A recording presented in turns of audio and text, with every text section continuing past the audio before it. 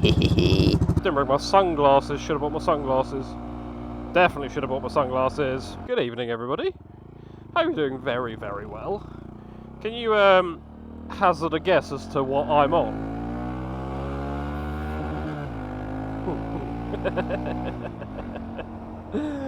Oh, by the giggles, people, by the giggles. Have I got an update for you people? First of all, the major elephant in the room is that I am on a Honda 125cc monkey bike.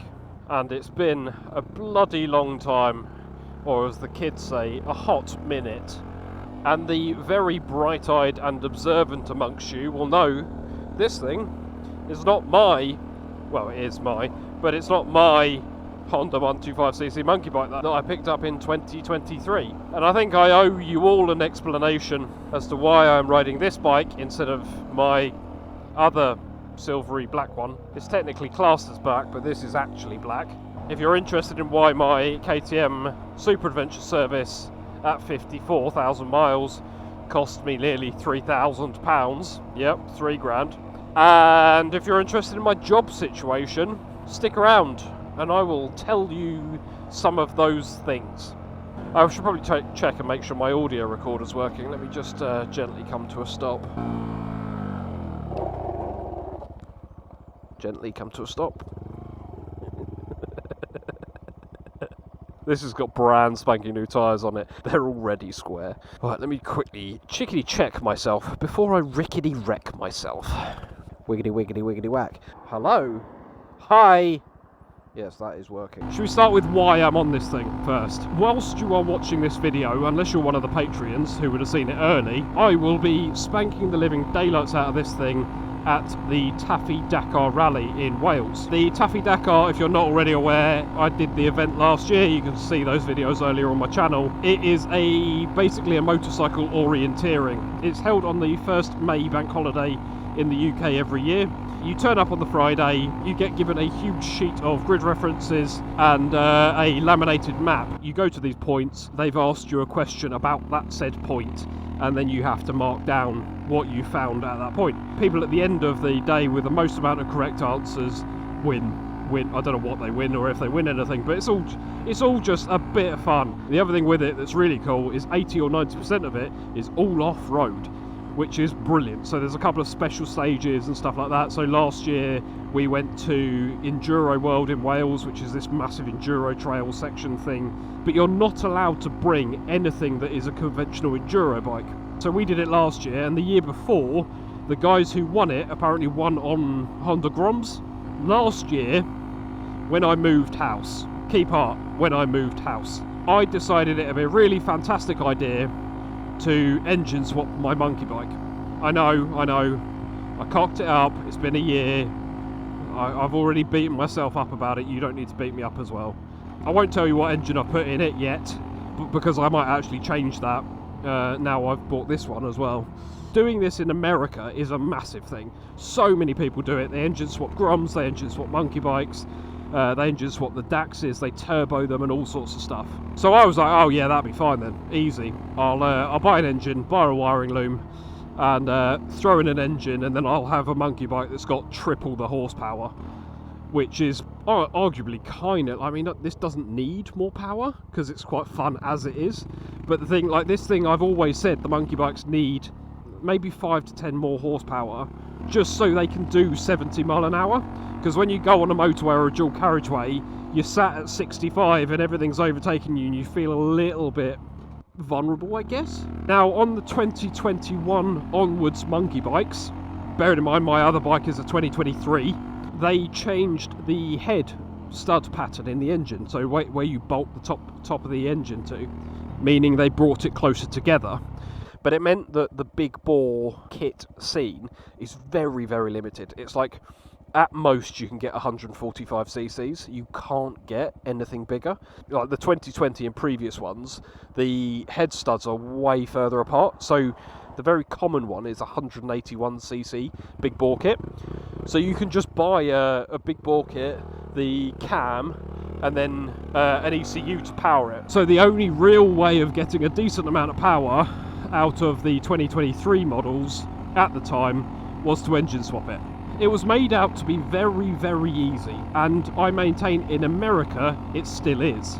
In the UK, however, we have a different ECU on our models. The company that makes the aftermarket ECU to power the big bore kits, the engine swaps and anything like that, they make them for the American model, not for the British model. At the time, the bike I was going to use for the engine swap, they were really expensive. They were like £3,500, £4 grand still for a used one. Oh my god, this is actually a bit gnarly. In my RoadSkin jeans once again, making a mess. When you do find one that's crashed, it goes for like £2 grand still, and you're like, why? So I didn't buy one of those. I decided the other way of doing it would be to buy an engine and a wiring loom from a breaker's yard. I moved house, and I moved into a house that I was renovating, or needed renovating, should I say. Yeah, I forgot how much fun it is to pop over stuff on this.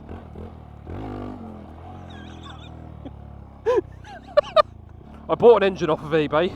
I found a guy basically selling everything I needed in terms of a wiring loom for the bike, for the engine swap. I bought it all, like everything. Bought indicators, switch gear. It all turned up. Such a cool shot.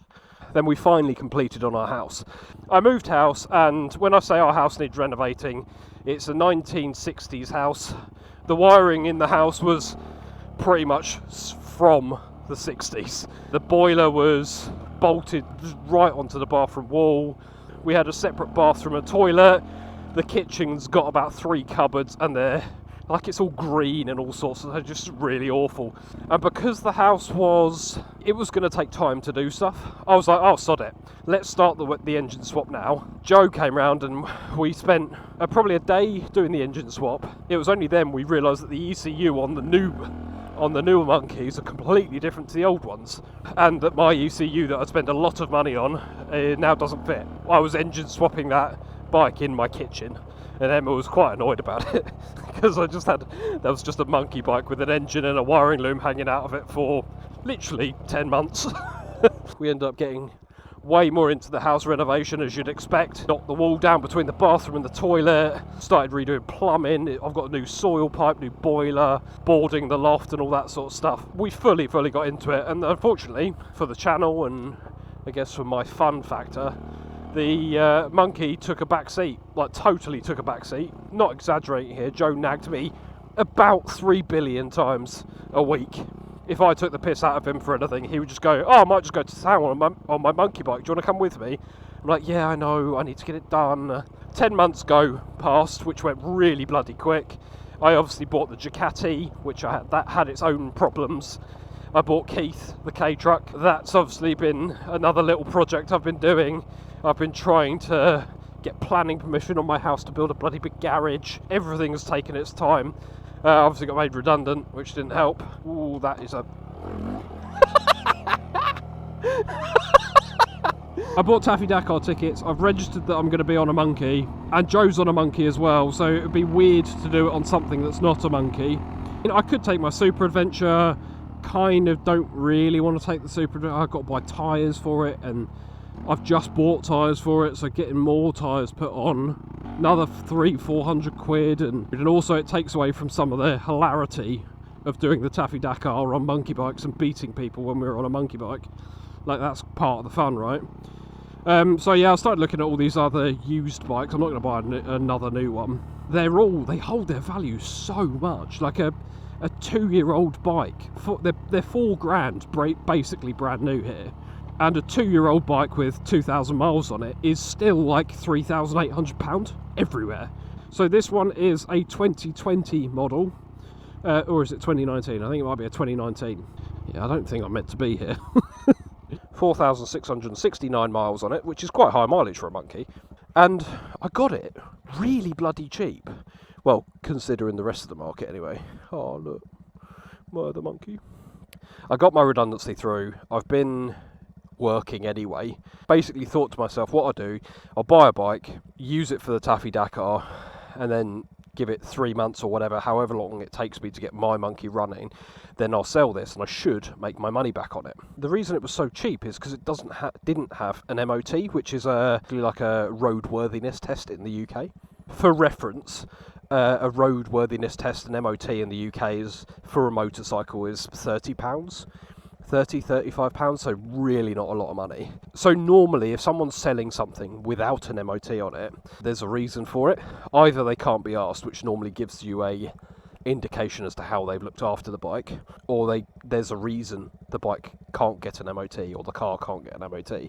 So I messaged the guy. He bought the bike in January. It's now end of April that I'm filming this. He was like, oh, I'll get it on the road in summer sort of thing. It's crappy, miserable weather in Jan, Feb, March sort of thing. And then in February, a mate of his offered him his other monkey bike that's already got a big bore kit on it and all sorts of other stuff, and like a good couple of grand's worth of modifications. So he went, well, I'll sell this one and buy the one off of my mate with all the big bore kit and everything on it. And I just thought, well, sod it, it looks really clean in the photos, really, really tidy. There's no scratches, dents or anything over it. It looks well looked after. The MOT history is all really good. So I thought, oh, do you know what, I will drive Keith, which ended up taking all day. I'm here in Oxfordshire, like nearer to Wales, like that kind of area, the west of the country, and he was like right on the tip of this bit over here in Chelmsford. If it's shit, or if there's something worrying about it, I will literally just walk away. And I mean, if I have to drive 4 hours back and it's a wasted journey, fine.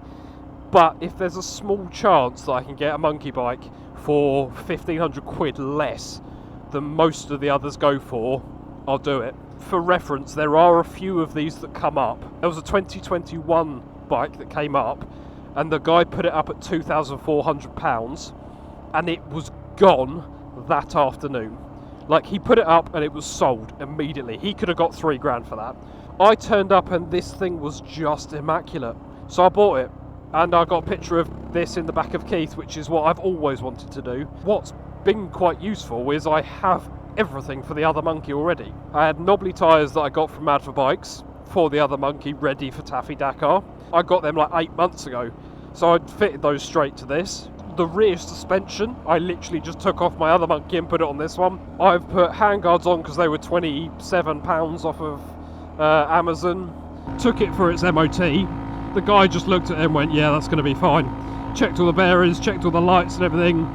Passed the MOT with 0 advisories. There's going to be more monkey content on the channel now, so happy bloody days.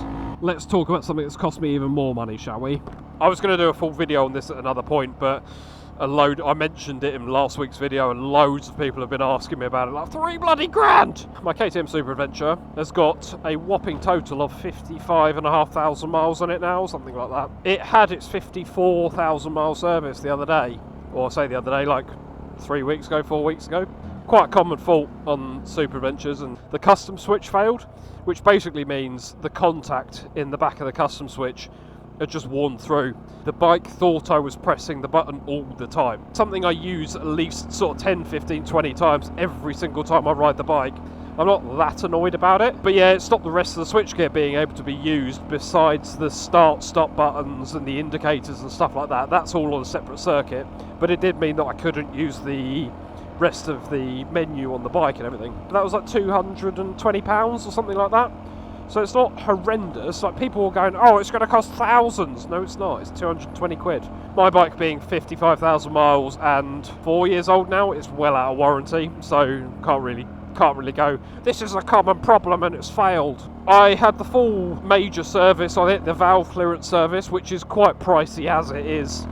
They're about £800, or just shy of £800 if you don't need any shims. I had brand new tyres fitted to it. One of my indicators on the back had a little bit of condensation in it, but I got both the rear indicators replaced. The gas cap, fuel cap, whatever you want to call it, depending where you are in the world. The locking mechanism, like the electric locking mechanism, had failed. And that failed like 40,000 miles or whatever it was. It's been about 10,000 miles that it didn't affect it working, it's just it didn't lock when the bike was locked, as it were. I ordered one from KTM and totally forgot about it. Come sort of mid-March, Mark called me from the KTM centre and just went, you know, you've still got a tank cap here we were going to fit to your bike and you never got it done. I was like, oh yeah!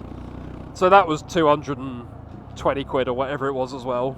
Call it £1,000 for the service, 500 quid for the switchgear and the cap, 300 quid for the tyres, a couple of hundred quid for parts and labour for the service and everything and all that work that needs doing, 2,200 or something like that. There was a slight misting of oil over my rear shock.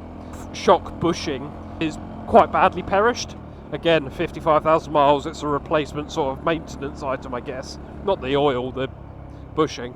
I can't really moan because I have taken the bike off-road a substantial amount. I have jumped the bike and all sorts of stuff. I have done 2-up touring, like the lot. The shock part itself for the new piston and everything was 640 odd quid. Then the bushing itself, and then the labour on top of that. So yeah, just shy of 3 grand I think it was. It hurt, I'm not going to lie, it hurt because that happened 2 weeks after my redundancy.